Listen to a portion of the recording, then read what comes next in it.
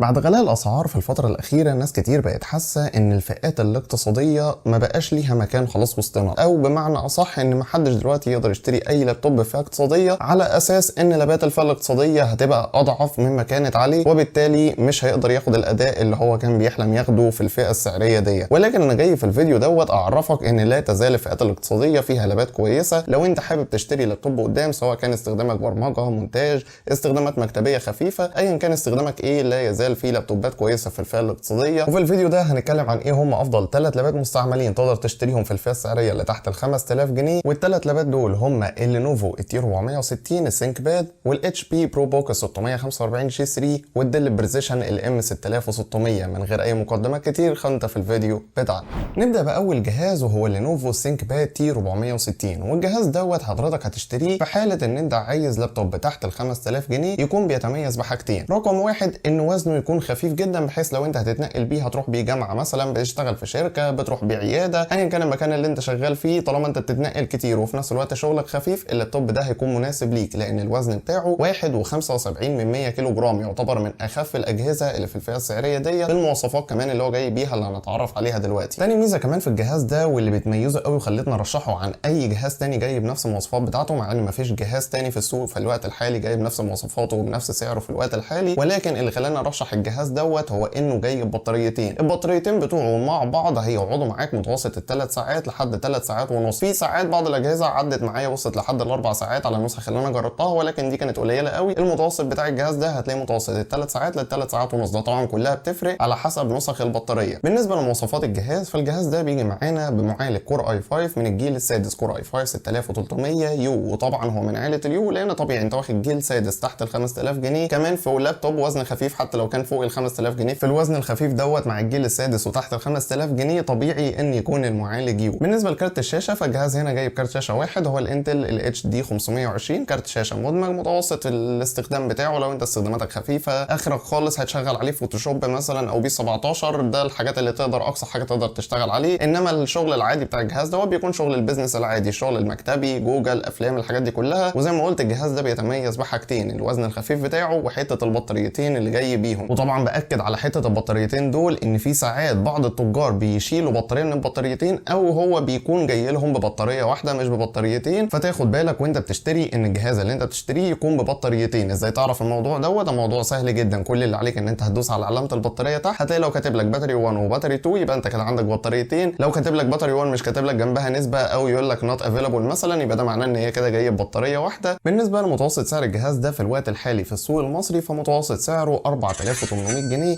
او ما يعادل حوالي ال 195 دولار تقريبا. اي جهاز هتكلم عنه السعر اللي انا هقوله هيكون باس اس دي 256 جيجا اللي تقدر تزوده او تقلله براحتك، والرامات هتكون 8 جيجا برضه تقدر تزودها او تقللها براحتك على حسب انت استخدامك، انت اللي هتحدد محتاج رامات قد ايه وهارد قد ايه. ولكن الاسعار اللي هقولها لك هتكون 256 اس اس دي مع رامات 8 جيجا. تاني لابتوب معانا بعد كده هو ال HP 645 جي 3 من فئة برو بوك، او اللي اقدر اسميه بديل ال HP 745 جي 4. واللي خلاني اقول عليه كده هو ان الجهاز ده بيجي بنفس مواصفات تيبيكال، مفيش اي فرق فعليا بينه وبين ال 745 جي 4. الفرق الوحيد بس هو الشكل بتاعه. ال 745 جاي كله من اللون الفضي، اخف شويه، الترا سليم شويه عن الجهاز دوت. فرق الوزن بينهم مش كبيره، حوالي 100 جرام تقريبا، فدي مش محتاج ان انا اذكرها. ولكن اللي بيميز الجهاز ده انه بيفرق عن ال 745 الجي 4 متوسط ال 800 جنيه تقريبا بتوفرهم في السعر. الجهاز ده بالنسبه للمواصفات بتاعته هو بيجي بمعالج AMD A10 من الجيل الثامن 8730 بي. بالنسبه لكارت الشاشه فده كارت شاشه مدمج اسمه AMD Radeon R5، كارت شاشه 512 ميجا الديديكيتد ميموري بتاعته. وبالنسبه للشاشه بتاعته فهو بيجي بشاشه 14.1 انش. الشاشه في منها بينزل بدقه 1366 في 768 اللي هي HD، وفي منها بينزل بدقه فول HD اللي هي ال 1080 بي. زي ما قلت اللي بيميز الجهاز ده انه نفس مواصفات ال 745 جي 4 ولكنه ارخص بحوالي 800 جنيه، وبالتالي بما انه نفس المواصفات فبالتالي طبعا هو نفس الاداء بتاعه. والجهاز ده هتقدر تشغل عليه العاب زي بيس 18 مثلا او ما يمثلها في الالعاب، تقدر تشغل عليه برامج زي فوتوشوب والستريتور او برامج الجرافيك بتاعت ال 2 دي عموما. وبالنسبه للبرمجه فممكن برمجه متوسطه زي برمجه الويب مثلا تشتغل عليه كويس جدا. بالنسبه للوزن والبطاريه بتوع الجهاز دوت، فالجهاز ده بيجي بوزن 1.95 كيلو جرام، يعني اتقل من اللينوفو لينوفو بحوالي 200 جرام تقريبا، مش فرق كبير في الوزن، ولكن بينزل ببطاريه واحده بس، والبطاريه بتاعته هتقعدك متوسط الساعتين تقريبا. بالنسبه لمتوسط سعر الجهاز ده في الوقت الحالي فهو بيجي في مصر متوسط سعر 5000 جنيه او حوالي 200 دولار تقريبا. تالت جهاز معانا وهو العملاق اللي واخد نص المكتب اساسا لوحده ومخليني مش عارف اقعد حاليا، وهو الديل بريسيشن الام 6600 او اللي نقدر نسميه بين قوسين كده اعلى اداء تحت ال 5000 جنيه، واقفل القوسين مفيش اي حاجه تاني تقدر تضيفها. الجهاز ده انا عارف ان وزنه تقيل حبتين، بالنسبه للشكل بتاعه فما هوش ديزاين بتاع 2020 الا بانتاج 2012 اواخر 2012 او بدايه 2013، فالديزاين ما هوش احسن حاجه. ولكن لو انت تحت ال 5000 جنيه او لحد ال 5000 جنيه وعايز اعلى اداء تاخده لحد ال 5000 جنيه، مش فيش اي لابتوب تاني لحد ال 5000 جنيه هيعدي الاداء بتاعه، لازم تشتري الديل بريسيشن الام 6600. اللاب ده هو اللاب الوحيد اللي لحد ال 5000 جنيه هيشغل لك بيس 21 كويس جدا او اي لعبه تمثلها، هيشغل لك برامج الجرافيك كويس جدا، برامج زي اوتوكاد 3 دي ماكس هتشتغل معاك كويس لحد ال 5000 جنيه طبعا. وبالنسبه كمان للبرمجه هيشتغل معاك في البرمجه ومونتاج كويس. طبعا ما اقدرش اقارنه لك بلابات زي بتاعه ال 12000 13000 جنيه مثلا فاقول لك ان ده اعلى اداء تقدر تاخده في لابتوب عموما،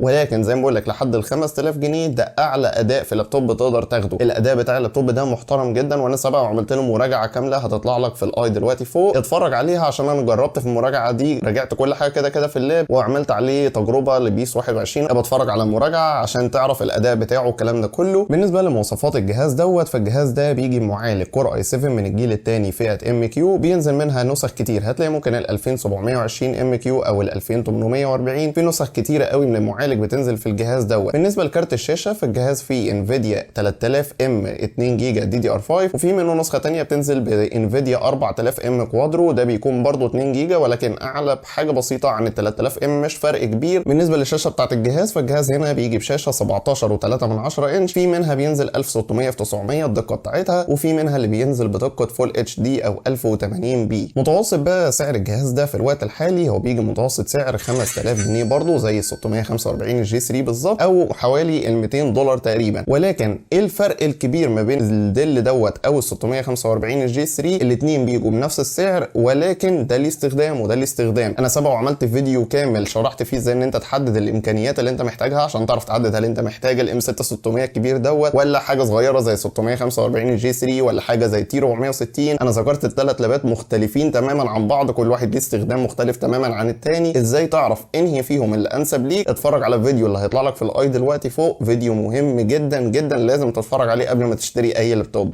في اخر الفيديو بقى لو انت لسه مكمل معايا لحد دلوقتي فانا حابب اشكرك واقول لك نصيحه مهمه جدا اتمنى ان انت تاخد بيها. في الوقت الحالي الاسعار مش ثابته، وانسى تماما اي حد يقول لك ان كمان يومين الاسعار هتقل، كمان شهر وكمان شهرين كمان سنه الاسعار هتقل. محدش يعرف الاسعار رايحه على فين، ولكن 99.9 من الناس حاليا عارفه كويس قوي ان الاسعار يوميا بتزيد في كل المنتجات مش في اللابات بس. فنصيحتي ليك لو انت عايز لابتوب ضروري جدا محتاجه سواء لشغل او لايا كان هتستخدمه في ايه، ومعاك فلوس وبتفكر ان انت تستنى يمكن الاسعار تقل، فانا بقول لك نصيحه انزل اشتري. طالما انت معاك الفلوس ومحتاج اللاب انزل اشتري على طول عشان ما تندمش قدام ان اللابتوب يكون غالي وانت تندم ان انت ما اشتريتوش لما كان لسه رخيص. طبعا انا عارف ان اللابات دلوقتي كلها غليت اساسا. طب هل لسه اللابات هتغلى تاني؟ لسه في زيادات كتير قوي هتحصل في اسعار اللابات وفي اسعار البي سي وفي كل المنتجات تقريبا اللي احنا بنستخدمها، كل حاجه اسعارها بتغلى كل يوم. فنصيحتي ليك الحاجه اللي انت محتاجها دلوقتي نصيحتي ان انت تشتريها دلوقتي، لان مفيش يعتبر اي احتمال في الوقت الحالي لنزول الاسعار.